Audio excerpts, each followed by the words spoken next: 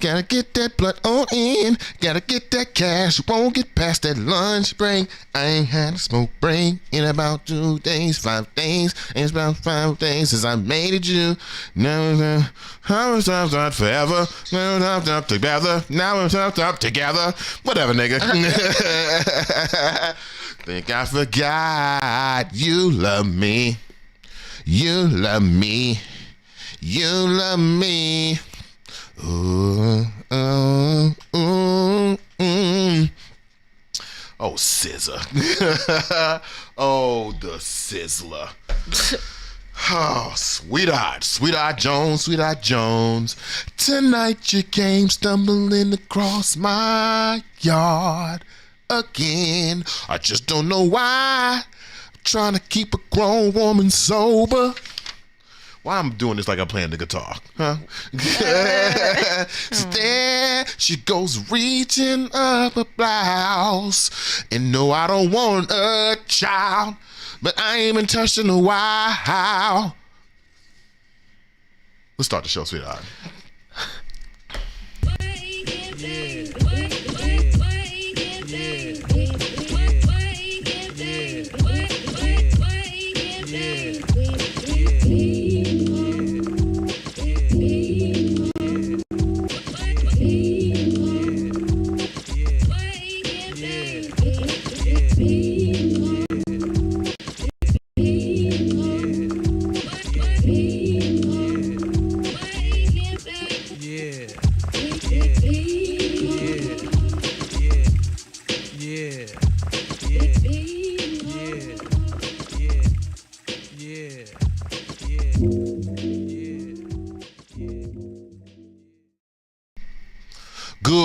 Good morning, and good morning. Welcome back to another episode of Tuesday and Thursday, 8 a.m. sharp.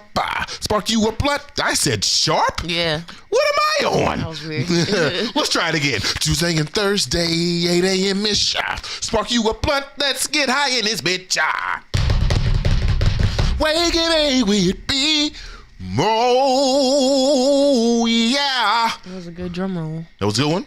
It felt a little off, you know what I mean? It felt a little, my paradiddles ain't padiddling like they used to. I thought it was good. You thought it was good? It sounded a little heavy, like a little weighty. Weighty and heavy is crazy, sweetheart. It's 8 o'clock in the morning. Welcome back to another episode of Wake and Bake with BMO. I am your host, BMO. Welcome back to your chance to get updated on all things black, through black, to black, for black, as we build these new blueprints that determine and create what black culture will be. Before we even move another step, I want to say good morning to the holiday season of my life. Good morning to the bow on my present, you feel me? Good morning to the lady of the house. Good morning. Good morning. Where you been? I'm about to say it's been a month of Sundays, but I don't know. I think it's been a month of Sundays, legit though. I think it might have been a legit month of Sundays. It's so good to be back. How you feeling all right? Yeah. Yeah? Yeah, that's real. You know. Yeah, no. It feels good to be back on this situation. I know we've been gone for a little while. Holiday seasons, travel has happened. And now here we are. As I promised you at the beginning of the season, we are going to take you all the way through the election and through the first couple of months through the new presidency. And that first couple of months is coming very soon. I think on Monday, right? Mm-hmm. So by Tuesday, we should have $2 eggs again, right? That's how it worked? Anyway. And why did it have to fall on Martin Luther King Day? It's crazy. I don't know. That's crazy. But we want to give a huge shout out to the Washington Informer Bridge, WIBridgeDC.com, or at WIBridgeDC on all social media platforms. Keep you updated what's going on in the actual news world. You're going to need these trusted journalistic sources as we move forward in these next 4 years. So definitely check out the Washington Informer Bridge. We also want to give a huge shout out to my man Chiquete. Make sure y'all go check out For a Drive. Chiquete, what you got to say? Do I need to body roll first thing in 2025? What you think, sweetheart? Go ahead, let's see what happens. Let me prepare my body.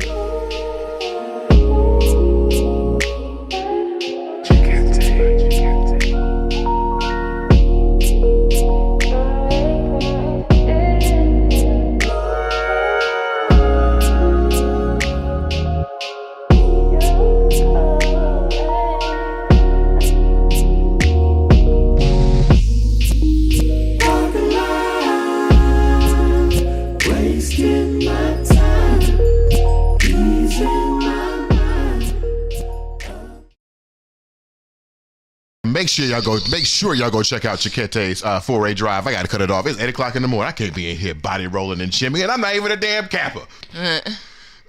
Shout out to the Billie Eilish chapter of Kappa Alpha Psi. We see you. Shout out to my man Chiquete. Make sure y'all go check out the new Blueprint newsletter. We are dropping newsletters every week. I'm late this week, but we are trying our best to be as consistent as possible over these last couple of weeks, or actually these last couple of months. Make sure you go check out the new Blueprint newsletter. That's where we are dropping exclusively for the moment our old Truthing with Randy B segment. So definitely go check that out. With that being said, so we got any other shout outs? I got anything else to say? I think that's all the shout outs. We got Jordan, Detroit Rivers in the house. Jordan, Detroit Rivers. What's up, brother? How you feeling, man? Good morning. Good morning to you. We got anybody on Instagram? No, I ain't even tell nobody we was coming back. We just out here. Okay, my man Born Off Conflict is in the house. Good morning. Hey, good morning, my man. How you feeling? We just out here. Tell your friends to tell a friend, send a live to a person. If not, let's just get into the show. So we have some great things we want to talk about this morning as we come back from our small hiatus. We're going to have our Black in the Day news segment. We have a great surprise for you there. I'm going to do that first. We're going to have a conversation about Mark Zuckerberg and the new decensoring policies that are happening at Meta. We're also, because it's Thursday, we're also going to have our Paul Robeson Negro of the Week Award. So definitely stick around for that. And then we're going to have some Kwanzaa recollections. We're going to talk about some predictions for 2025. Some of your favorite things from the Wake and Bake with BMO podcast or BMO show, morning show. Jesus, I forgot how to name my own show. We also have a new music video for you this intermission. So definitely stick around and check that out. I see we got some people rolling in. My man, Micah Robinson. What's up, Micah? Habarigani to you. Habarigani! We have some great things we want to talk about. So let's go ahead and get into the show, sweetheart. We're going to start off with the Black in the Day news. Because that's just what we do. We take some articles or some ephemera from back in the day and see if we can apply the mindsets and the ideologies and the writings of the past to some things that are happening in the present. We have a wonderful edition for you this morning. Lady of the house, go ahead and tell us what we got. Okay, so this is Racism and Fascism by Toni Morrison. Racism and Fascism by Toni. Put the little screen up so that people can see. I think I put it up there? I think you did. Oh. Do you know what you named it? It should be Toni Morris or something. If not, don't worry about it. Yeah, Toni Montero. Okay, yeah, okay. Okay. Let us be reminded that before there is a final solution, there must be a first solution, a second one, even a third. The move toward a final solution is not a jump. It takes one step, then another, then another. Something perhaps like this. 1. Construct an internal enemy as both focus and diversion. 2. Isolate and demonize that enemy by unleashing and protecting the utterance of overt and coded name-calling and verbal abuse.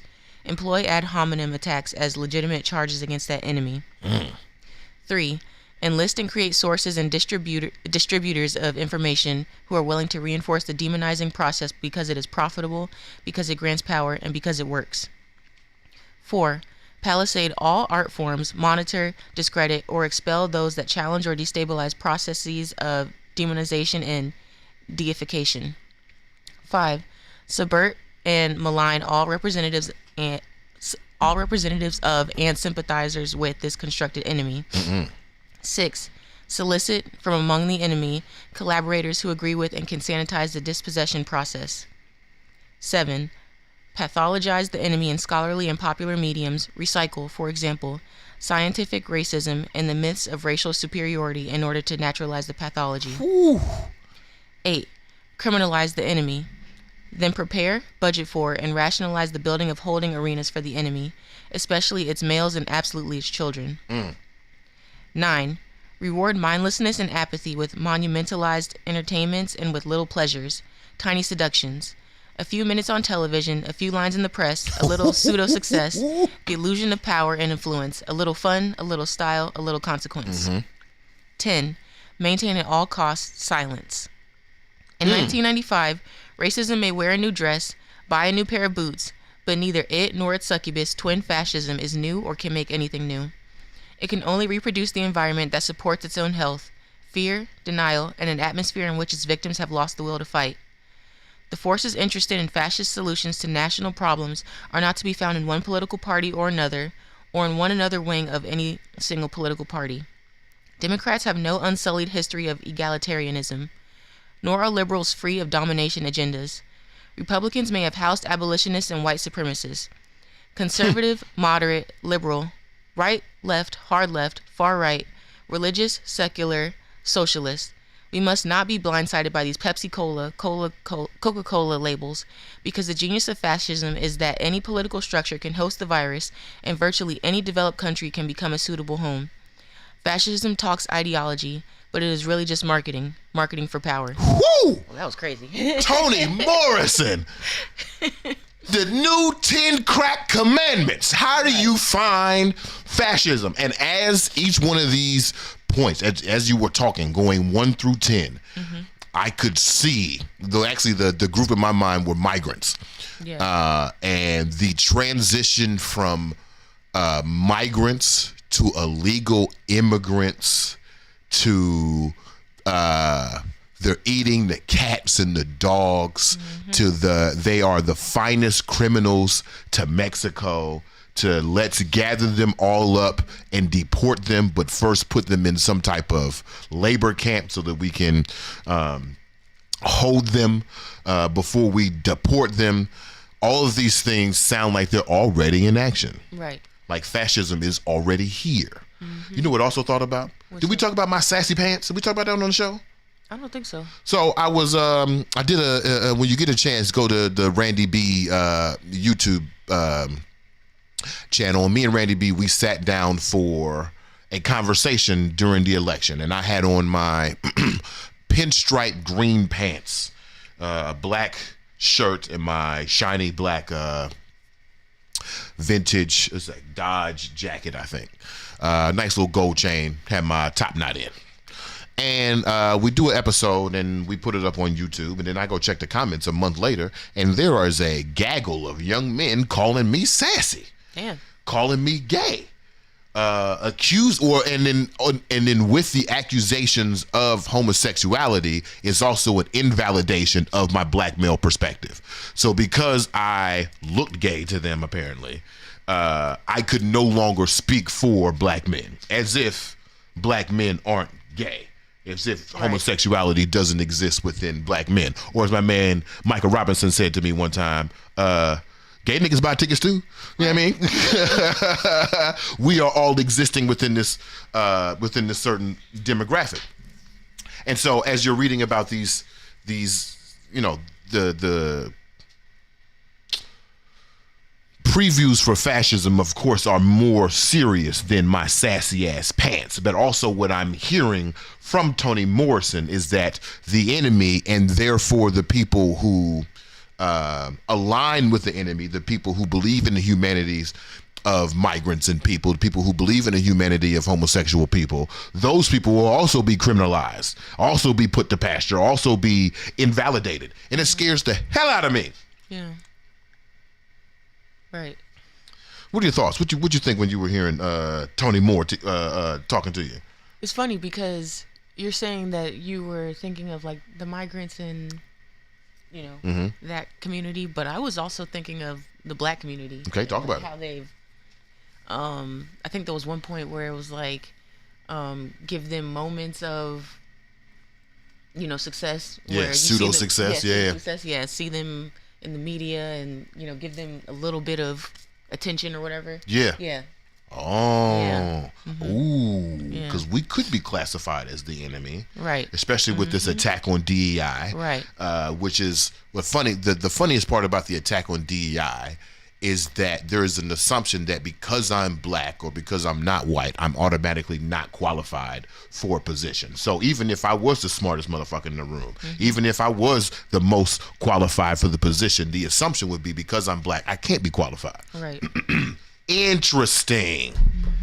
Okay, definitely go check that out, y'all. In These Times has a wonderful collection of articles from June Jordan and Toni Morrison as they talk about the previews to fascism. I know a lot of folks, I'm pretty sure y'all seen it on social media right now, a lot of people are circulating some of the predictions from Octavia Butler's Parable of the Talents and Parable of the Sower.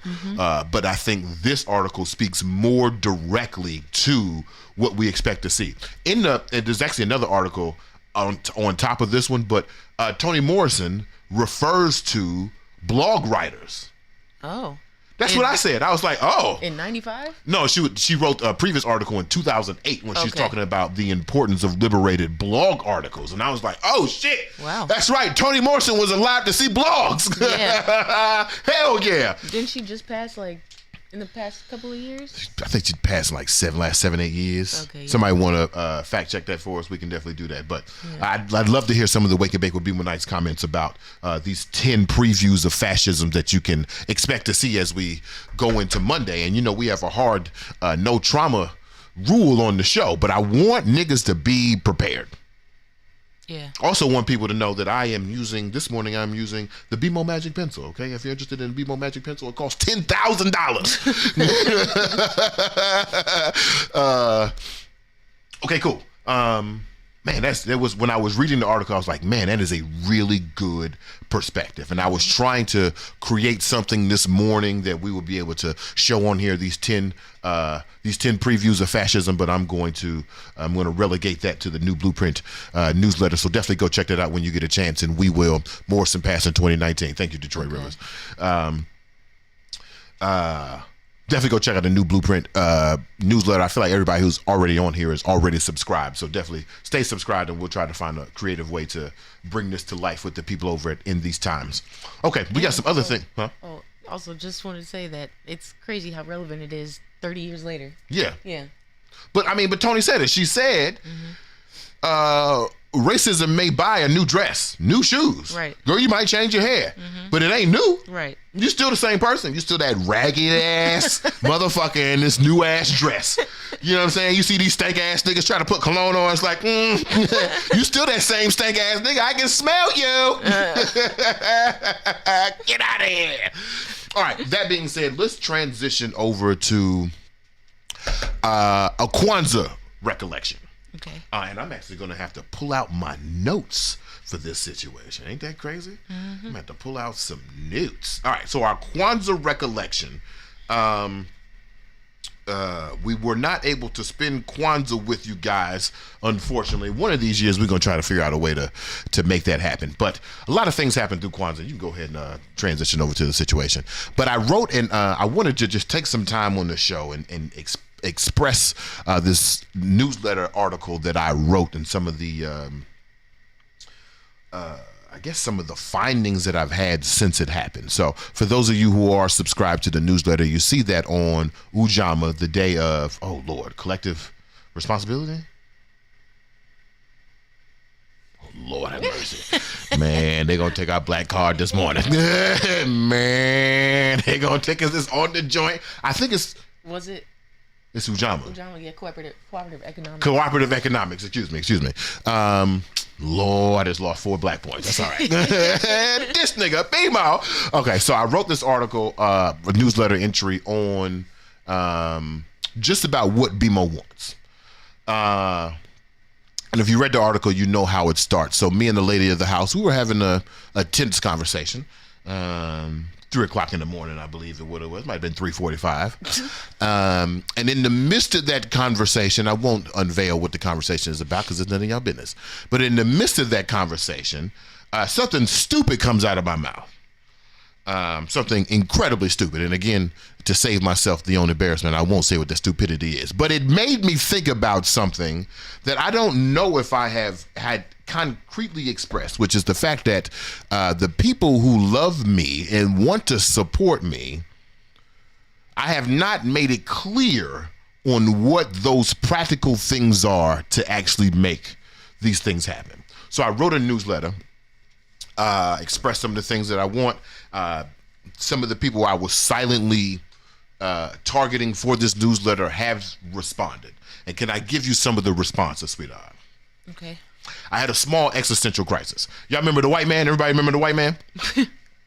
I had a small existential crisis. So the white man who I went to dinner with, this white man I'm probably going to become friends with. This might happen. So when you see a Few More Minutes episode with me and this white man, you know who it is. So the white man responds to my newsletter a couple of days later after seeing me promoted on social media. He reads the newsletter and he says to me, we're going to have to throw you a fundraiser. We got to get you back into the position where you have your own space. And my eyes lit up and I said, wow, that's crazy. How are we going to do that? And he said, when you can, send me your business plan.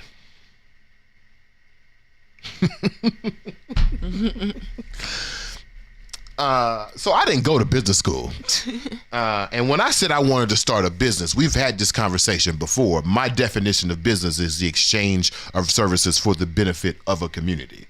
So when we talk about a business plan, do I have a plan of business? Absolutely. If you worked with me before, then you've seen the budgets, you've seen the decks, you've seen the docs, you've seen how we're going to operate certain campaigns or even certain projects. What I don't have, and this brings me back to this picture, I don't have that thing, that document that comes in a Word doc or a PDF that says this is what BMO is.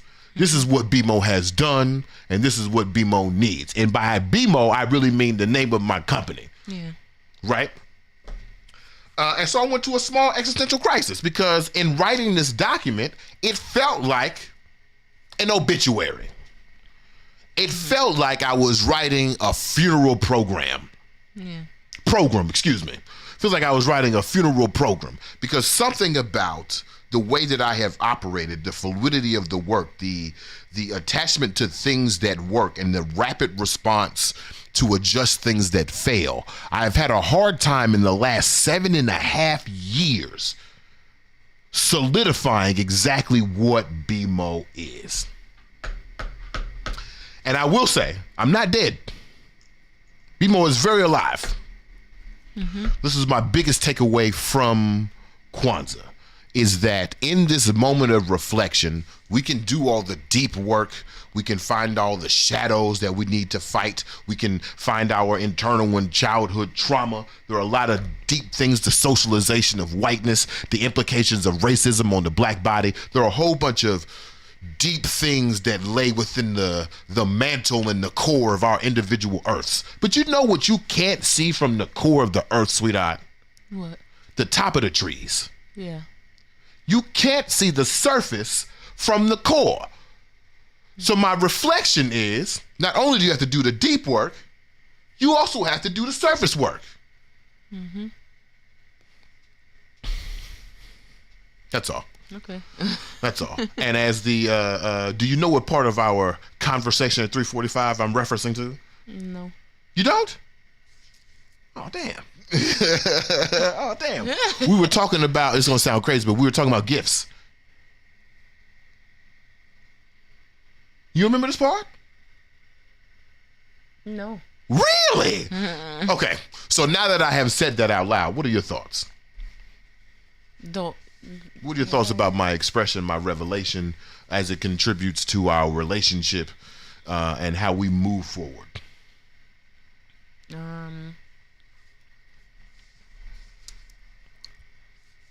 Go ahead. Go ahead. I'm still processing, and now I'm trying to think about, what you're referring to. Mm-hmm. So it's gonna take me some time to unpack that. But I do like the fact that you said that it's not just the internal, the deeper work, but it's the external, surface level aspect as well. Yeah. Because you could drink all the water you want in the world. If you wake up and you ashy, but you got to put some lotion on. You got to put some shea butter on. You know what I'm saying? You could be well moisturized. That don't mean that your ankles ain't a little dusty. You feel me? And then part of that, so part of this Kwanzaa recollection, I have some 2025 predictions. Are you ready, sweetheart? Okay. You ready? I have 2025 predictions from BMO. I want you to know I didn't publish the ones from 2023 or 2024, but I was right. How we know? Trust me. I was right. Okay, 2025 predictions. Are you ready? I believe 2025 predictions in black that this year is going to be what I'm calling a tunnel year. These are the years that I think we're going to replicate. 1878, 1947, and 1979. 1878 was the end of Reconstruction. 1947 was the second game of Jackie Robinson breaking the color barrier. And 1979 is directly after the move bombing in Philadelphia. I'm calling it a tunnel year because, as I know and as you know about blackness, when black folks are threatened about their blackness, they don't run away from being black. Yeah. They run towards each other in blackness. Right. And so when I say tunnels, I mean we are going to be building underground pathways towards each other. Because as we've seen with the Fearless Fund, the moment we try to take it public, the moment we try to say, hey, everybody pay attention to us trying to provide for each other, Supreme Court gets involved, the rules start to change, DEI gets involved, Google cuts your contract, all types of shit starts to happen. Anyway, I just go ahead. There's this black man who bought a plot of land for $5,000, and then it was like at auction or whatever. And then after he received the deed and everything, the city found out that it was actually a whole street. So now they're trying to take it back from him. So yeah, just like, yeah. Really? Right. Interesting. Okay. Second prediction. You ready? I'm foreseeing a poverty class reawakening. I would not be surprised that by the end of this year, there will be like a Labor Day sequel. And there's the mainstream media has been not telling this story, but during Christmas, there was a major major Amazon boycott. Oh. There was a strike. It was a huge one. Yeah. And nobody's talking about it because, as we know, Jeff Bezos owns the Washington Post. We've seen that the longtime editorial cartoonist quit the Washington Post because Jeff Bezos has been interfering with the editorial process at the Washington Post. Now, mind you, billionaires have always owned newspapers and media companies, but what has separated them two is, I guess, just a moralistic, ethical division of church and state between the ownership and the editorial. Now, the moment they start to get blended, this is what Toni Morrison is talking about. Silence is valued amongst all. So I see a moment where, especially after this new president comes in, I see a moment where eggs don't drop in price, where groceries still rise, and pay rates stay the same. I see a moment this year where black folks are already woken up to it, where a majority of white people start to realize that the poverty they are experiencing is the same poverty that we are experiencing, and the only way that we can get around that is actually to take to task this oligarch class. Right. Bernie Sanders has said something about it end of this year. We see the strike happening within actual laborers and the proletariat. I definitely see a Labor Day sequel happening. Okay. Number 3, you ready? Blackness is about to boom in a semi-unexpected region. The biggest blacks areas of 2025 will be Maryland, Delaware, Pennsylvania, and North Carolina. What? The only black spaces to win the election this year were those 4 states. We have Angela Alsobrook from Maryland, who is now 15th black senator, 16th black senator. No, 15th black senator in United States history. We have North Carolina governors and Democratic and left control in North Carolina. We have new representatives in Delaware and in Pennsylvania who are all black. These black folks were voted into office while Donald Trump won these particular districts and particular places in these states. So the only places that I'm seeing that will be a big boom in black culture, remember it's a tunnel year, will be in Maryland, Delaware, Pennsylvania, and North Carolina. We might get a little DC in there, but DC is a weird situation. You ready for the next one? Okay. My next prediction is Jonathan Majors. That's the whole prediction. Okay. That's the whole prediction. There will be it may not be Jonathan Majors specifically, or it may be him specifically, but there will be a resurgence of individuals who were thrown away they will be coming back. For better or for worse. We'll see exactly what those are. The best of those people could be Jonathan Majors. It could turn out that, a certain individual actually gets proved innocent, or because of a technicality, which you were supposed to be in jail for the last 9 years, you're actually out, Bill Cosby. Interesting. Next thing I see, I expect to see the tradition of Southern Black church creep back into the frame. Yeah. Because we are back in a tunnel year and black folks are trying to find black folks again, I see now we have the modern church. Everybody wearing they Yeezy sweatsuits. Everybody wearing they mauves and they hoodies. We got those type of churches, but I definitely see a return back to I got to put my church clothes on, stained glass windows, pulpits with robes. I see that type of resurgence coming back, not only on a spiritual level and a political level, but on a music level, on an artistic level. I definitely start to see that coming back. Okay. Now, mind you, I wrote these predictions on January 2nd, and this one's already coming true. There's going to be an attack on the NBA. Oh. The NBA is the biggest, brightest version of black privilege that we have in modern, entertainment. Yeah. Not the NFL, because these niggas wear helmets, so you can't necessarily see the individuals, right? And don't forget, Patrick Mahomes voted for Donald Trump. Don't forget that. In the NBA, because there are black men who are making millions and millions of dollars, and also who are very outspoken about their agency and their independence, even when being owned by these oligarchs, that system is going to be attacked. You might have seen it already when some people are saying the NBA is boring, they're shooting too many three-pointers, they don't have any new stars. All these things are false narratives that I think are trying to push the symbol of black wealth back down to a laborer, back to the caste system that the social system would call the proletariat. Oh, the whole shut up and dribble. Yeah. Get back to dribbling. Like, nigga, you supposed to be playing basketball. You're not supposed to have a point. You're not supposed to be trying to save your neighborhood. And matter of fact, we need to get to a point where we stop paying y'all $50 million to play basketball. I'm telling you, that's coming before the end of the year. Oh, I could definitely see that, especially with the way they treated Kyrie. Yeah. Absolutely. Yeah. Last one. Last prediction. If TikTok really does get banned, there's going to be a strange three-way fight between AI, user-generated content, and professionals.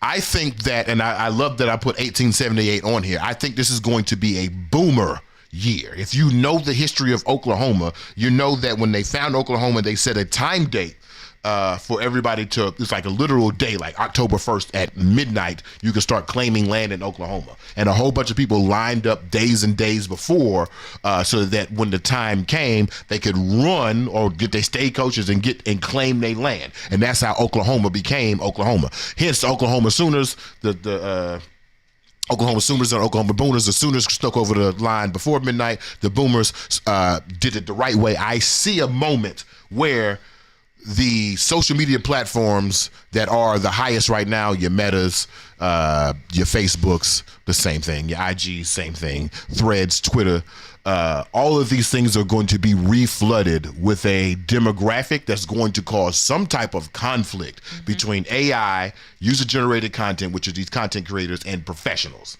Yeah. And those are my predictions for 2025. Have you seen people already, what's the name of the platform? It's like Red Book or something like that. Yeah. It's weird. Yeah. I'm not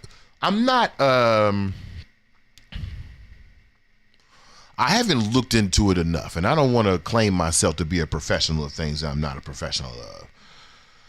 But it don't seem weird. Does it seem a little weird that the government is banning TikTok because of Chinese influence, and then Gen Z went out and downloaded the next Chinese app? Don't that kind of like prove the point? Now, I might be old.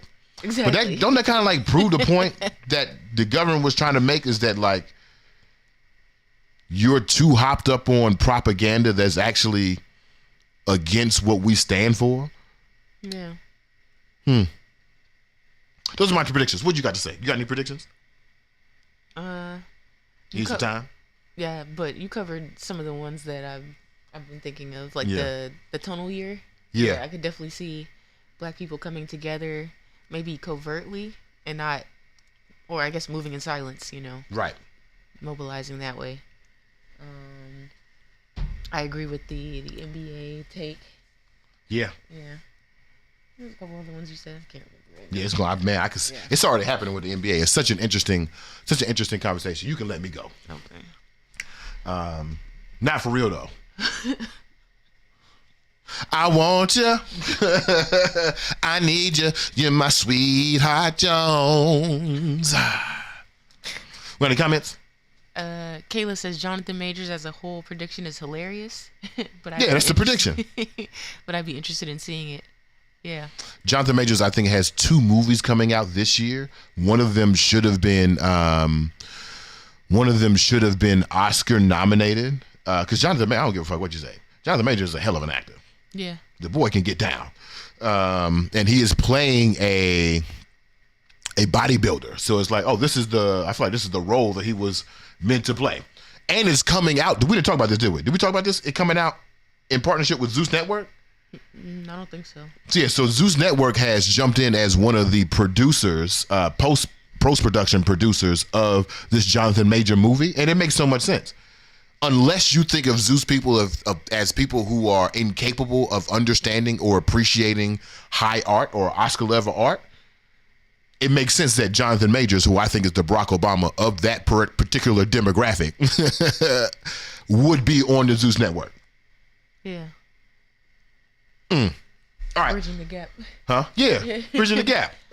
All right. We have a wonderful surprise for you. So because it's the new year, my man Kendall, is Kendall on the line? I don't know if Kendall's here. My man Kendall has directed a new music video. My man Joe Law out of Colorado. Make sure y'all come check him out. I need to hear your comments in the story. I want to hear your comments on the visuals and the music of the situation. We're going to take a quick break. We're going to get into Joe Law's new single. What's the name of the song again, sweetheart? I told you I had to write it down. Won't Change. Won't Change. Joe Law's Won't Change. We're going to play that and we'll be right back with more Wake and Bake with Tuesday and Thursday, 8 a.m. Make sure y'all get you a $10,000 BMO Magic Pencil. Play the video, sweetheart. I'm over here playing. Is it longer than 30 you? I got time to roll the blunt? I'm afraid they won't like me. They know who I really am and the shit I really do and the shit I really like. It make me weird to them.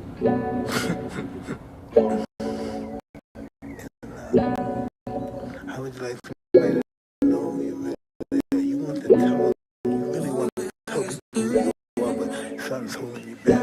That's why you do it in such a crazy way. Like, I don't give a fuck. Because I don't want people to know, but they don't judge you.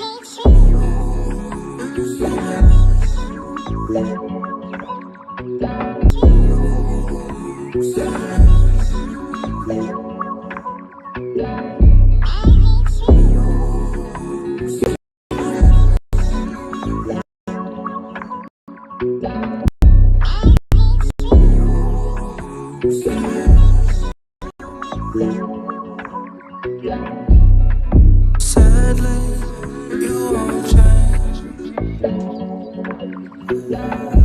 If like the traffic jam, you won't.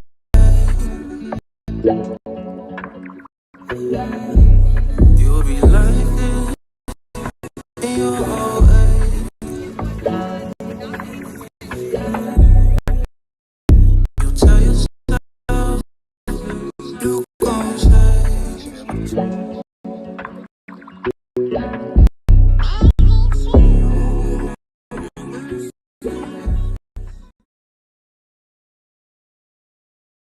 Oh, shoot. All right. We're going to have to smooth that joint out. I got to do some technical sides on the other side. I don't want to mess up my man Joe Law's premiere, so act like I didn't say that. We're going to play Sir EU's Hee Ha Ha, and we'll be right back with more Wake and Bake with BMO. Almost devour, almost devour, almost devour, almost devour, almost devour.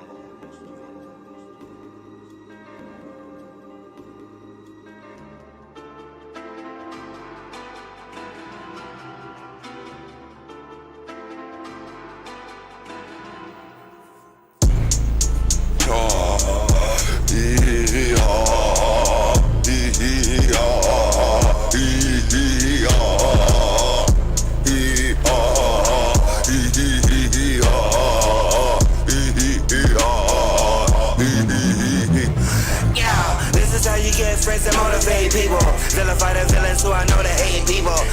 Tell that devil how he cultivate evil. Focus how he beats you to the punch and then feed you. Explain this to the people, they will need you. If you damn body it, they gon' eat you. If you not a heavy eight, they gon' beat you. I believe in God, I don't need you. Mommy made me promise to be godly in the people. Starting with stuff and need karma, got be lethal. I was all alone with the slowness, her EU. Real power trio, I consider them equal. I just want to deliver what was given. Power steering through a whole truck, I'm forgiven. If I wasn't in it for the win, I would've been in the mortician's clinic and looking down on all the living. Shitting on the witnesses is what the kid was given. Forfeiting, I'm finishing it for the vision. Since I was an infant and my mission was a killing to fulfill it. Was an energetic citizen that I'm still in. Will it, kill him, kill him. You already know what we need. I keep Troy B. I be he. We are destroy, and I'm a evolved into a devolver, and I earn stripes with a tree talk. And I earn stripes like a T-dog.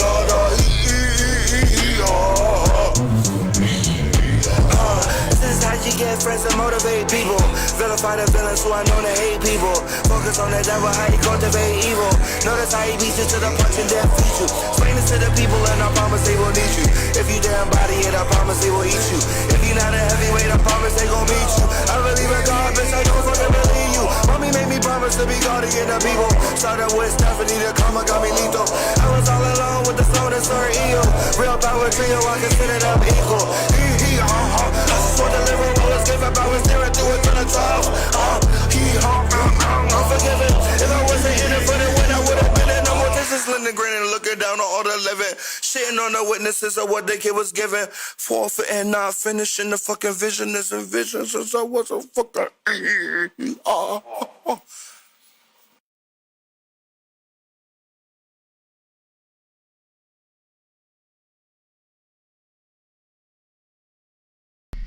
All right, welcome back to Wake and Bake with Be Mo. Yeah. All right, thank you, Sir EU, for ha. Make sure I go check him out on all social media platforms, sir. Oh, shoot, that was rude. Make sure you go check him out on all social media platforms, Sir EU, the letter E and U. Has a wonderful project out right now. Actually does some wonderful work with my man Toni Kill. I would love to have them at a show coming up in one of our new venues and new activations that we'll be having this year. Shout out to you, Sir EU. All right, sweetheart. Here's what we're gonna do. We're gonna move right into our next topic. And in order for us, I want us to do a group activity. Oh, okay. And I'll introduce the activity. So in the time that we've been gone, Mark Zuckerberg has made an announcement that he intends to change the policy of how content is censored and prioritized within the algorithm. And as I'm listening to his conversation, as I'm listening to his announcement, I had a thought. But in order for us to get to that thought, I need y'all to make sure if I'm tripping or not. I heard the announcement, and the first thing I thought was, man, this sounds familiar. This sounds like 1910. This sounds like right after Reconstruction, word to our predictions a second ago. So I wanted to do us a favor. Sweetheart, let's take a quick history lesson. Let's get refreshed on Plessy v. Ferguson. And then I want to watch the Mark Zuckerberg announcement and see if we can actually find some alignment between the two. Because here's what I think has happened. Here's my hypothesis. We haven't been alive for a monumental civil rights case. We've seen Roe v. Wade get torn down, but we haven't been alive to see, gay marriage is a good one though. We haven't been alive to see like the actualization of a black civil rights law being put into action and then tested against society to see how black folks feel. And I feel like this Mark Zuckerberg announcement is that. And I feel that way because when I first studied Plessy versus Ferguson, I was wondering, there had to be some controversy about how this law is going to be enacted. Go ahead, play the video. Let's be aware. Let's get our momentum of memory going. Hi, I'm Yahuwah Williams. I'm a historian, and here's what you need to know in order to sound smart about Plessy versus Ferguson. The Plessy versus Ferguson case originated with Louisiana's infamous Separate Car Act of 1890. The Separate Car Act required African Americans and whites to sit in segregated compartments on public carriers in Louisiana. People at the time of the Plessy decision actually believed that it was possible to measure the amount of black blood a person had in their body. The plaintiff in the Plessy case, Homer Adolph Plessy, was actually described as 7/8 white. Homer Plessy was arrested after he refused to give up his seat in defiance of the Separate Car Act of 1890. Plessy versus Ferguson is considered an important case because it established the doctrine of separate but equal that allowed states for the first time to legally segregate the races. One of the reasons that Homer Plessy brought suit was because of the difficulty in enforcing segregation in states like Louisiana. Louisiana had a large mixed race population, making it very difficult to determine where the line could be drawn in terms of separating the races. The doctrine of separate but equal that grew out of Plessy versus Ferguson became the standard for all segregation ordinances after that decision. Despite the Supreme Court's ruling in Plessy versus Ferguson in 1896, the first municipality or city to pass a residential segregation ordinance was Baltimore, Maryland in 1910. The Supreme Court's landmark ruling in Brown versus Board of Education in 1954 ultimately was the death knell for the doctrine of separate but equal established in Plessy versus Ferguson. Young people in large numbers came out and joined what became known as the Red Guards. These largely terroristic... Okay, so now we've had a refresher on Plessy v. Ferguson, and just off the blind reveal, sweetheart, do you see any similarities between Plessy v. Ferguson and Mark Zuckerberg's announcement before we even get to the announcement? Yeah. You see something? Can you name it yet? Not quite. Me either. Yeah. But there is something about systemic racism that reinforced segregation and what Mark Zuckerberg said. The best way to find out, let's go through the statement, sweetheart. Now just keep your finger on the pause button because we're going to go through it. We're going to come back. And I definitely want to hear from the Wake and Bake with BMO Nights. If so far you see any similarities between Plessy v. Ferguson and the censoring of YouTube. Go ahead. Hey everyone. I want to talk about something important today because it's time to get back to our roots around free expression on Facebook and Instagram. I started building social media to give people a... First off, this nigga look black. Am I tripping? Yeah. Am I tripping? Yeah. No, you're not tripping. I'm not tripping? Like, if his hair could nap up, that'd be a high top, right? Mm-hmm. And he got the chain on, he got the black shirt on. Mm-hmm. All right, keep going. Voice. I gave a speech at Georgetown 5 years ago about the importance of protecting free expression, and I still believe this today. But a lot has happened over the last several years. There's been widespread debate about potential harms from online content. Governments and legacy media have pushed to censor more and more. A lot of this is clearly political, but there's also a lot of legitimately bad stuff out there. Drugs, terrorism, child exploitation. These are things that we take very seriously, and I want to make sure that we handle responsibly. So we built a lot of complex... What do you say? Why do you say drugs first? Like, I don't see a lot of drug use on... I mean, I barely see niggas smoking, but like, as we smoking. Same. But, yeah. Same, and I also want to target this word political. Yeah. What I've just heard Mark Zuckerberg say is that the truth or facts are now being considered political. Mm-hmm. I'm gonna write that down. Keep going. Systems to moderate content. But the problem with complex systems is they make mistakes. Even if they accidentally censor just 1% of posts, that's millions of people. And we've reached a point where it's just too many mistakes and too much censorship. The recent elections also feel like a cultural tipping point towards once again prioritizing speech. So we're going to get back to our roots and focus. So there is going to be a return back to what he sounds like, and correct me if I'm wrong, a neutral understanding of elevating voices. Yeah. Right? That's what he said, right? He said, even if we're censoring 1% of posts, that's too much. Yeah. We are now, because of the election, we are now in a position where everybody's truth, everybody's free speech should be heard. That's what I heard, right? Mm-hmm. Other than drugs, sex trafficking, and whatever the fuck he just said, crime, whatever shit. Child exploitation, that's what he said. Yeah. That's what I heard, right? I heard we are now in a tipping point where free speech is at its most critical point. Even if 1% of posts are being censored, we are now in an era of free speech. Mm-hmm. That sounds like equality. Right. Keep going. Right. Focus on reducing mistakes, simplifying our policies, and restoring free expression on our platforms. More specifically, here's what we're going to do. First, we're going to get rid of fact checkers and replace them with community notes similar to X, starting in the US.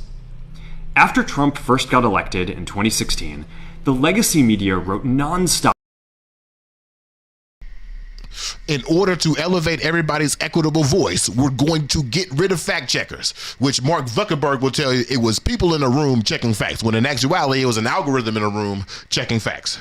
Yeah. We're going to get rid of that, and we're going to allow for community notes. Now, I want you, all my Wake and Bake with Bill Nights, I want you to pause your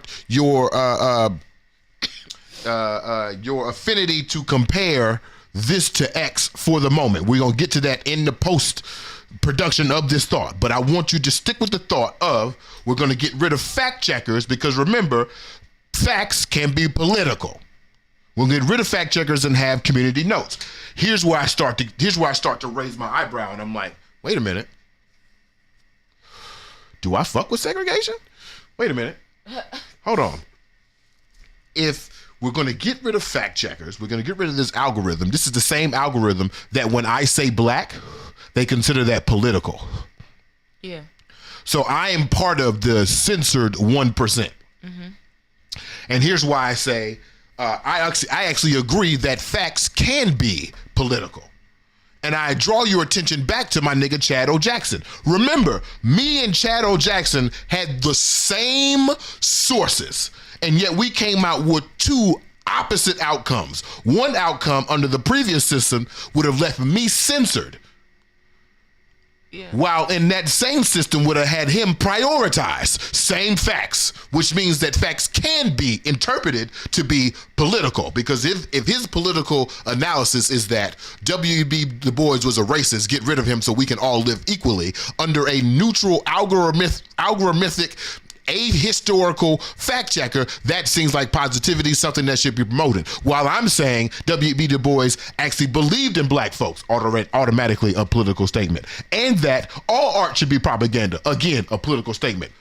You see what I'm saying here? So if I'm hearing Mark correctly, if we're getting rid of these algorithmic systems and we're not going to censor the 1%, and we understand that facts are political, and we're going to, instead of having fact checkers, we're going to have community notes.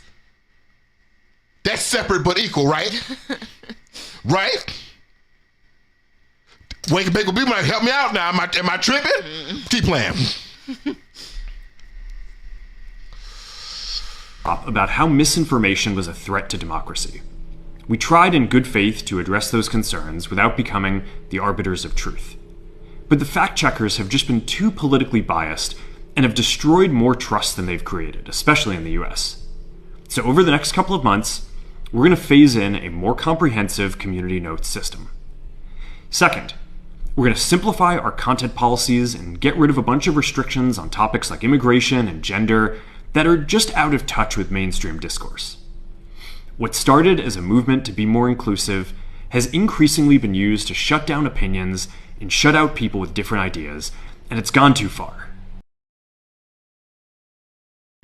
So as excited as I was a second ago about Plessy v. Ferguson, about maybe this being separate but equal, then Mark Zuckerberg says we're going to simplify our content policy so that it is more we can talk openly about gender. What do you say? Gender and something the fuck else, right? Yeah. And so as he was saying that, before he got to gender, I was like, oh yeah, I can finally talk about black. Wait a minute. When you say open season on gender, you don't mean the people who are pro non-binary gender ideologies. You are not talking about trans folks. You are not talking about queer folks. You're talking about people who want to attack queer folks. You're talking about people who want to attack trans folks. And where you were deprioritizing them, they were also the 1%. Now I'm getting scared. Separate but equal? Wait a minute. Does that mean they can just ride over to our side of town and burn it down? Damn, Reconstruction. Keep going. So I want to make sure that people can share their beliefs and experiences on our platforms. Third, we're changing how we enforce our policies to reduce the mistakes that account for the vast majority of censorship on our platforms. We used to have filters that scanned for any policy violation. Now, we're going to focus those filters on tackling illegal and high-severity violations. And for lower severity violations, we're going to rely on someone reporting an issue before we take action. The problem is that the filters make mistakes, and they take down a lot of content that they shouldn't. So by dialing them back, we're going to dramatically reduce the amount of censorship on our platforms. We're also we are going to dramatically reduce the amount of censorship on our platforms. Here I am back again. You keep playing with Mark Zuckerberg. Okay, separate but equal. This means all my nasty friends, all my people who are the adult industry, all the individuals who have had their channels stricken and taken and got to put it back up and take it back down, who got to do creative ways to get around showing the adult body to other adults who have already consented to be a part of this page, they should be free range now, right? It should be cool, right? We shouldn't get constant content strikes on the Dirty Magazine side, right? That's what he said, right? As long as it's not illegal, we should be good, right? Or is this, again, just another way to say, oh no, actually, the people who have been censored are the people who are trying to tear down your platforms. And we have been preventing them to do so. Keep going. also going to tune our content filters to require much higher confidence before taking down content. The reality is that this is a trade-off. It means we're going to catch less bad stuff, but we'll also reduce the number of innocent people's posts and accounts that we accidentally take down. Fourth, we're bringing back civic content. For a while, the community asked to see less politics because it was making people stressed, so we stopped recommending these posts. But it feels like we're in a new era now, and we're starting to get feedback that people want to see this content again. So we're going to start phasing this back into Facebook, Instagram, and Threads. So that's good news, right? If we're bringing back civic content, if I'm in the censored 1%, if I've been affected by political fact, if I have been a part of the simplified content strategy, if I'm not doing anything illegal and they're bringing back civic content, I should be good, right? We should be in a position where we are no longer available. Our reach is only available to the people who have already engaged in our content already. We should be able to engage in the algorithm on a more equal and justified level. Correct? That's what I'm hearing. Let this nigga finish talking. While working to keep the communities friendly and positive.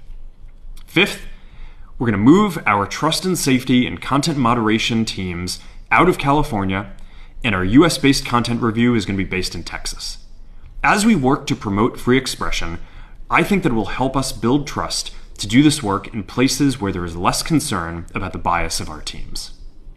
Finally, we're going to work with President Trump to push back on governments around the world that are going after American companies and pushing to censor more. The US has the strongest constitutional protections for free expression in the world. Europe has an ever-increasing number of laws institutionalizing censorship and making it difficult to build anything innovative there. Latin American countries have secret courts that can order companies to quietly take things down. China has censored our apps from even working in the country. The only way that we can push back on this global trend is with the support of the US government. And that's why it's been so difficult over the past 4 years when even the US government has pushed for censorship. By going after us and other American companies, it has emboldened other governments to go even further. But now we have the opportunity to This motherfucker off my show, man. Although I'm on his platform. Get this nigga off my show. I'm fucking done, bro. I'm fucking done. So I'll be honest with you. Can I be honest with you? I was listening to this announcement and also making YouTube stories at the same time. Yeah. We got through points one. We got through the preface, which was acknowledging that there can be political facts and censoring the 1%. We got through point one, which is get rid of the fact checkers and have community notes. We got through simplify content policy. We got through illegal scrutiny, and we got through bring back civic content. When he got there, I put on my story. I was like, I don't know. I'm kind of fucking what's up.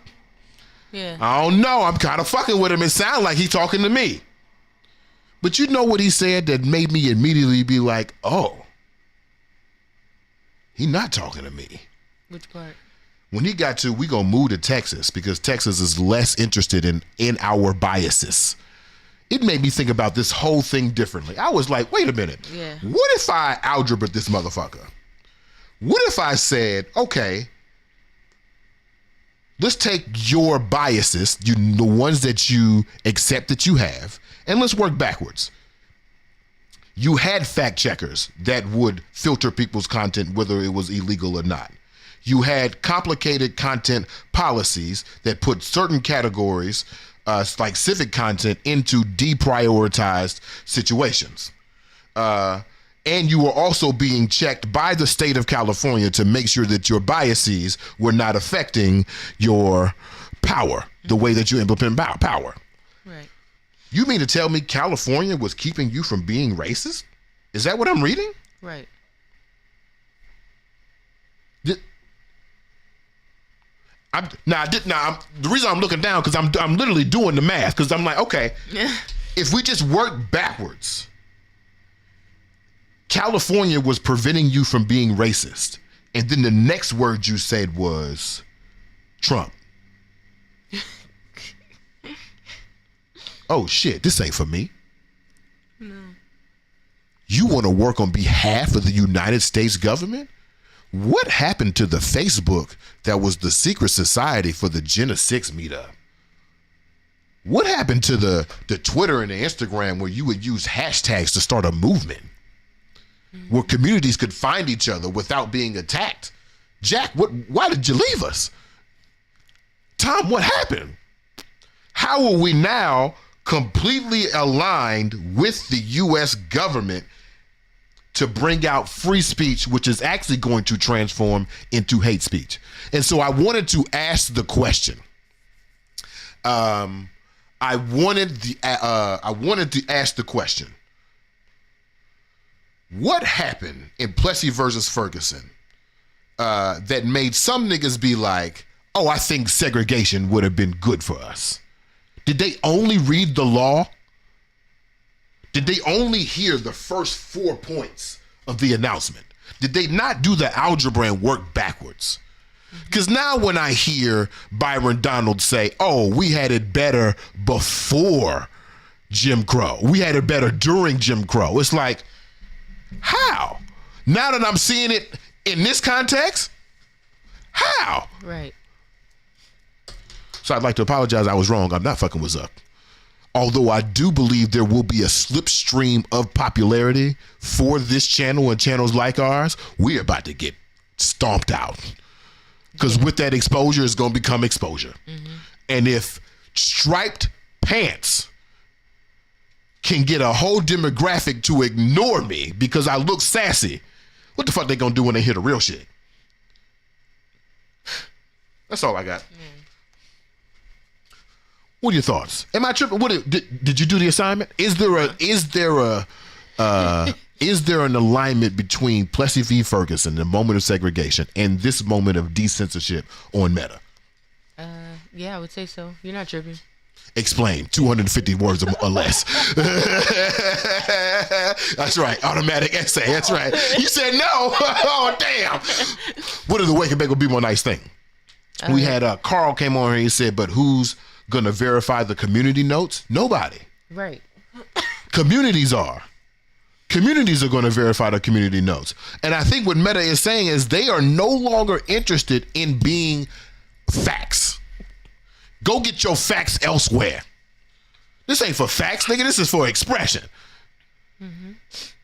Jordan says, Bimo, I think you're reading between the lines on them correctly. Oh, yeah? And then Drew says, yesterday I commented on May Sam's post about grapefruit interfering with medication, and an independent fact checker flagged it as false, despite it being true. Yeah, it's going to be a lot of that. Oh, boy. All right. Trolls are going to put people's lives at risk with misinformation. Yeah. Yeah. Yeah, but I guess Meta's saying that's not their problem. They said that's above me. That's crazy. That is crazy. That's crazy. That's some very white shit. You have form and you want no function. You don't believe in the responsibility. I don't think you deserve your company, but you know what? That's me. You're supposed to be providing a service to a community, not just operating for your own benefit. Right. Because you're gonna let the world die. You're gonna get people real life killed, so we can sell more caption apps. Right. Especially when you have a monopoly the way you do. You definitely have a responsibility to. Yeah. Right. Think about the ads that you see on these platforms. Are any of those ads worth somebody's life? Right. Hold on. Let's see here. The first ad I see is Xfinity. Is Xfinity first worth somebody's life? Crazy. Jordan says, welcome to the future. All right. It's 9/11. We technically got two things to do, but I only feel like doing one. Which one you want to do? You want to do the burning question, or you want to do the Paul Robeson Negro of the Week? I guess we can do Paul Robeson Negro of the Week. You want to do the burning question? Now we can do both. It's time for the Paul Robeson Negro of the Week Award. As you know, every week we give out a Paul Robeson Negro of the Week award. This is for the most popular and the most dangerous Negro on the planet that we see, based on my man Paul Robeson. Also was a socialist, but as Toni Morrison said, you could put the title on it, but the propaganda for power remains the same. This week I want to highlight an individual that I think we could all agree it's a little weird, right? I think we could all objectively agree that this individual is strange. From the hair, to the freckles, to the voice, to just the different choices she be making. It's just a strange individual. And the reason why I'm nominating for her for the Paul Robeson Negro of the Week, and I'm hoping, sweetheart, you will approve my nomination. Black girls can be a little weird because blackness is strange. Therefore, black girls can be a little strange. Make interesting decisions about their faces and their bodies and their choices. But at the end of the day, like, what the point is not to inflict pain and margins against black women to make them not strange. I feel like it's to have more strange examples of black women so that there could be precedent. And I saw this clip, and I'm not gonna lie, sweetheart, I got a little weepy. Okay. I saw this clip and I was like, oh, I had never thought about it like this before. Go ahead and play the clip and you're gonna see our Paul Robeson Negro of the Week. I was so excited when I heard the song with my name in the title. It was It was inspired by you. It wasn't just titled after you. The energy that you carry. Even my outfit is inspired by the way you've made me feel my entire life. Like the carefree, the understanding. Like when you don't understand. Okay, so I wrote you this letter that I never sent you. But it talked about how, I guess, when you're younger and you're a Black woman, there's not a lot of examples all the time. And one of the few lovely white women that I looked up to so much on television, it was you, because you were so yourself. You were quirky. Your smile wasn't perfect. I have like a slight speech impediment and people laugh all the time. And you're like, what is SZA saying? And it's like a running joke. But it's like, I love the way you talk and like just all the you-ness of you, your laugh, even in the movies and in real life. It's very much, it just reminds me of all the things about myself that make me nervous, but on you it shines so brightly. You gave me permission to like be myself and feel like this is so cool and so not whatever. Like, I just love it. All your old photo shoots, I looked them up. Like, you've always been the pinnacle to me. I love you, girl.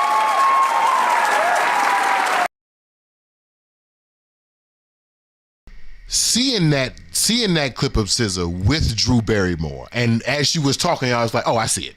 Yeah. And I see it because in a very weird way, I kind of connect with Drew Barrymore. Like when the Charlie's Angels came out and was Lucy Liu and Cameron Diaz and Drew Barrymore, it was the Drew Barrymore character that I was most attracted to because she was weird. She was different. She was non-traditional. She wasn't trying to be like everybody else. And then as SZA's talking, I'm thinking like, oh, when I was a kid, yes, we had some Black examples, but we had more coded Black examples like Skeeter from Doug or Simba or like individuals like that, or even tokens to a certain degree. It wasn't until Kenan and Kel and My Cousin Skeeter and Jet Jackson, and I consciously remember being like, oh, wait a minute.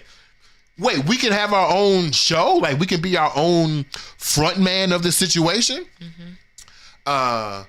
It's not until I think about that and thinking, like, we had this conversation yesterday, like, I was more connecting with Corey and Sean from Boy Meets World, and also I had other, like Doug, the dude, or Shia LaBeouf from Even Stevens. I connected with those characters more because they more represented a spirit that I had more than just like the token Black kid on the side or whatever, right? Yeah. And so it's not until SZA is saying that and I'm like, oh, you're the new weird. So now when a little Black girl, so now the 10-year-old Black girl now is not looking at Drew Barrymore, she's looking at SZA. Right. For better or worse, whether you like her or not, she's looking at this Black example. Mm-hmm. And then hopefully from that Black example, they'll be like, oh, there was also Shaka Khan before you. Yeah. Now that time has been flattened, like, y'all all weird. Like, y'all can't even look alike. Y'all all strange. Like, I can exist in this situation. But for a modern media moment, my Paul Robeson Negro of the Week is SZA. Because as we are going through this tunnel year, as Black folks are running back towards each other, we're going to need these examples. Yeah. And we had a whole bunch of Kamala Harris, okay? We done had all these Black men doing all these traditional things. We done seen Black women are the leaders and entrepreneurs, and Black women get the most educated. Where the weirdos? Where the strangies at? Shout out to the strange Black women. I see y'all. Do you accept my nominations, sweetheart? Yeah, I accept. Yes. Yeah. Congratulations, SZA. SZA, come on up to the front. Make sure you get your award. I'd really appreciate it if you told everybody about the Paul Robeson Negro of the Week Awards. Before we get up out of here, sweetheart, do we have any comments? Jada. Jada! She says, yes, Charlie's Angels Hive, Dylan Hive. Yeah, we from that same era. And then she says some people were so mad at her because she related to Drew Barrymore and it really bothered me. They were mad? They don't get it. They don't get it. You wasn't there. Right. You wasn't there, man. It was a real white time. And to be Black at that time, oftentimes the character trait of the Black character was that they were Black. you're black, you're the character because you're black. Like, you're cool, you have this certain aesthetic. It wasn't very much that, like, you could just be normal in black or weird in black or whatever. Your type of character in black. Just a good time. Yeah. Drew says, I liked Hightower from Police Academy. It wasn't often growing up I saw a tall or plus-sized black man as the good guy. True. Right. Very true. True. RGB Guapo says, Georgia Ann Muldrow. Who's Georgia Ann Muldrow? I don't know. She a weirdo? That's his real name? No.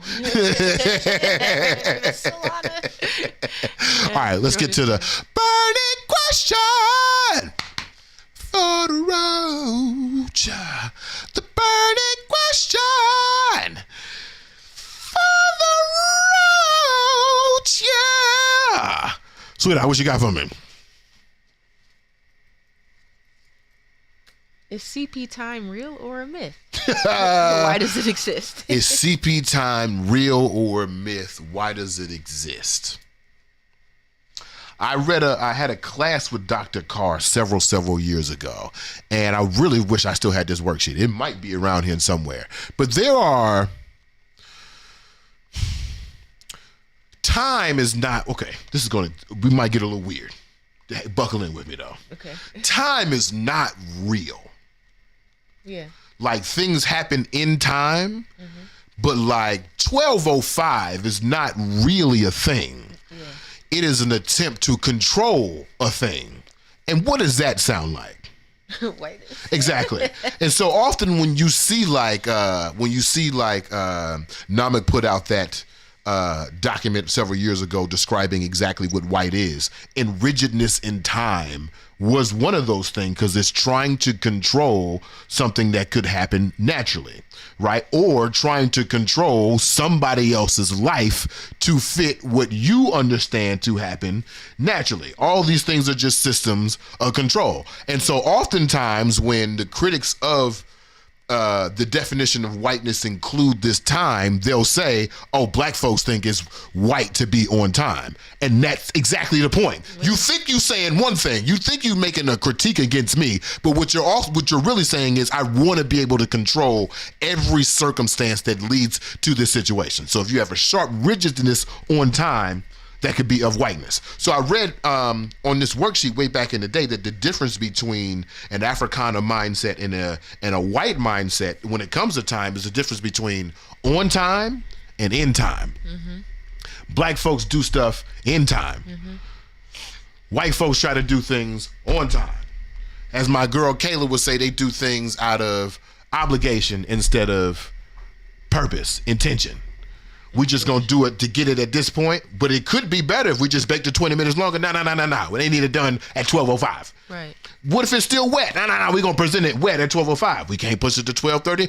That would be unprofessional. Fuck out of here. So does CP time exist? Yes. Okay. Is it a real thing?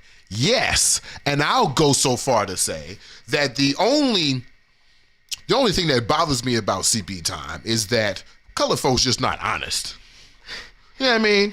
I'm 5 minutes away, but you really just getting out of bed. Right. You know what I'm saying? We can be in time if you honest about the time. Right. Like, I'm actually on the way. I should be there at 5, 15, 20 minutes. Right. Not, damn, bro, I kind of forgot, bro. Let me reschedule. Right. But I think the fear of that transparency comes from the demonization of the end time ideology.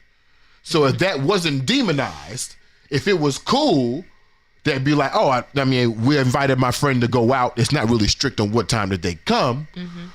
If that was more normalized, then I don't think niggas would have to lie trying to get away from this systemic understanding of how time works. But I'm pro CP time. You just gotta say something, my nigga. Right. Damn. Yeah. Communicate. Yesterday, I was supposed to have a meeting at, I think the original time was 4. Something happened. My nigga communicated. We moved the meeting. Yeah. You don't gotta rush. Like, we gonna get it done. Right. But yeah. What do you think? Yeah, I would say CP time is more about the feeling. Yeah. Flowing through Time. Yeah, right. Flowing through time. Because to your point, it doesn't exist. Like yeah. They really don't. You know? Yeah. Yeah. RBG says entropy versus sustainability, and scarcity minded versus abundant minded. There you go. Abundance minded. Yeah. There you go. See, I ain't want to call you out, Jade. I ain't want to say nothing. But you had to put it out there. But my nigga communicated. We are still a community. You know what I mean? Yeah. But like in sharp contrast to, I had an individual I thought I was gonna have a studio partnership with some time ago. If I was 2 minutes late to the phone call, this nigga start cussing me out. Damn. This white man start cussing me out, and I'm like, "Hey, yo, right. I was taking a piss. I was finishing my blunt. The fuck you. 2 minutes. You gonna cuss me out over 120 seconds that you can't control? Fuck out of here." Crazy bastard. Anyway, I'm gonna go ahead and let you go. We want to appreciate the Washington Informer Bridge. Make sure you go check them out at wibridgedc.com or at wibridgedc on all social media networks. Definitely go check out the new Blueprint newsletter where we have the Ujamaa What Bima Want situation if you want to get more details on that. And we also have a couple of our burning questions up there for review. Definitely go check that out. If you're still on the platform, like, comment, subscribe, turn it up. We are at 273. Okay, let's see if we can get to 300 by the end of the season. Okay, we on the road to 300 by the end of the season. As always, you can hit me up in the comments, conversations. We're gonna leave y'all with my man Detroit Rivers, because for us it was easier to go to jail than to go to college. Okay. We'll see y'all on Tuesday after inauguration. Eggs should be $2. Remember? Remember? That's funny. Don't let this feeling slip away. Your city, yeah, happy feelings. Breaking Beverly, your mate, don't be amazed. Find yourself, learn your joys and pains. Live your voice and sing. The sounds of your heart, don't you worry about a thing. And don't forget your lyrics. This is a reminder of joy every time you hear it. Just verify this joy. Smile, you get very contagious once you share it. Let love loose, don't fear it. Just that black boy joy. Black boy joy up on your brain. Let this black boy joy give you some game. Black boy joy, get up again. And black boy joy through all the pain. And black boy joy, say it again. One more time, get this black boy joy up on your brain. Let this black boy joy give you some game. Black boy joy, get up again. And black boy joy through all the pain. And black boy joy, say it again. Where I was raised, black boys was being destroyed. I grew up a black boy, they had stole my joy. Nobody put on my neck, so I do it for Floyd. Do it for Tamir Rice and for the underemployed. For the ones that gave back, communicated, deployed. I wanna give you a rope so that you can aboard. I wanna give you a hope so that you can avoid having to be a black man without no black boy joy. So get this black boy joy up on your brain. Let this black boy joy give you some game. Black boy joy, get up again. And black boy joy through all the pain. And black boy joy, say it again. One more time, get this black boy joy up on your brain. Let this black boy joy give you some game. Black boy joy, get up again. And black boy joy through all the pain. And black boy joy, say it again. For us, it's easier to go to jail than to go to college. Rather us be entertainers than be getting knowledge. They funded our own genocide. The word is power. Killing niggas in every song. I think it's coward. Easier to act tough when you in doubt, because the world incriminates us. Cause we in doubt. Now we afraid of our own kind, and it's really wild. I think they got us backwards, but I figured out it's easier to fit in than it is to stand out. So I'm black boy joy when I'm cruising around. And I'm black boy joy fresh hitting the town. And I'm black boy joy dancing, cleaning the house. And I'm black boy joy when I go for a hike. Been black boy joy since I was riding a bike. My son black boy joy, and that's crazy to me. I was miserable growing up, I really hated it, G. But the world is much bigger than I was able to see. So get this black boy joy up on your brain. Let this black boy joy give you some game. Black boy joy, get up again. And black boy joy through all the pain. And black boy joy, say it again. One more time, get this black boy joy up on your brain. Let this black boy joy give you some game. Black boy joy, get up again. And black boy joy through all the pain. And black boy joy, say it again. Smile.